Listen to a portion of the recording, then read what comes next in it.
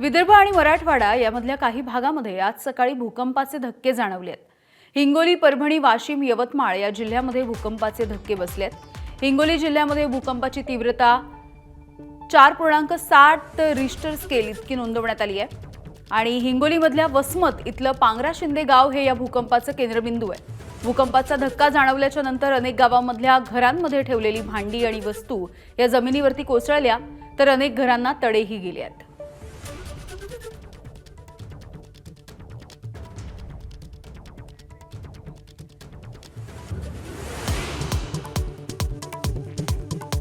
पुण्यामध्ये छगन भुजबळ यांचे helicopter land करत असताना पायलटची मोठी चूक। हेलिपॅडवरती लँड न करता वाहनांच्या पार्किंगमध्ये हेलिकॉप्टर उतरवलं। भुजबळ अपघातामधून थोडक्यात बचावले।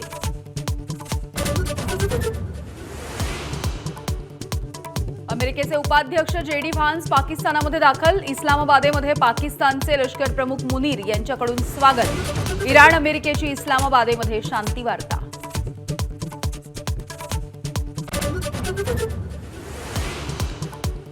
इस्लामाबादेमधल्या चर्चेच्या आधी राष्ट्राध्यक्ष डोनाल्ड ट्रम्प यांची इराणला पुन्हा एकदा धमकी।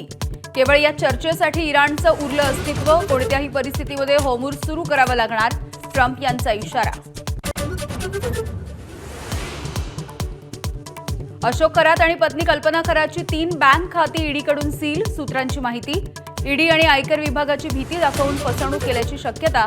मनी लॉन्ड्रिंगच्या प्रकरणी ईडीकडून गुन्हा दाखल। अतिरिक्त मुख्य सचिव मनीषा म्हैसकर यांचा महायुती सरकारवरती गंभीर आरोप। माझा विभाग चालवायला महिला नको असं सांगत मला डावललं। म्हैसकरांचा महिला अधिकाऱ्यांच्या मराठी साहित्य संमेलनामध्ये गौप्यस्फोट। वारकरी संप्रदायामध्ये प्रतिगामी लोकांची घुसखोरी। महिला अधिकाऱ्यांच्या साहित्य संमेलनातील स्मरणिकेमध्ये शरद पवार यांच्याकडून उल्लेख, तर संप्रदायातील 60% लोकांची मांडणी धर्मांध शक्तींना बळ देणारी, शरद पवारांचं मत। हिंगोली, परभणी, नांदेड, वाशिम, यवतमाळ या जिल्ह्यामध्ये भूकंपाचे धक्के। 4.7 रिश्टर स्केलचा भूकंप। काही घरांना तडे गेल्याची माहिती। घाबरून न जाण्याचं प्रशासनाचं आवाहन।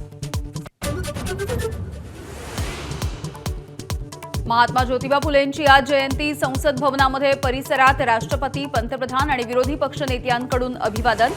अभिवादनानंतर पंतप्रधान मोदी आणि राहुल गांधींची चर्चा।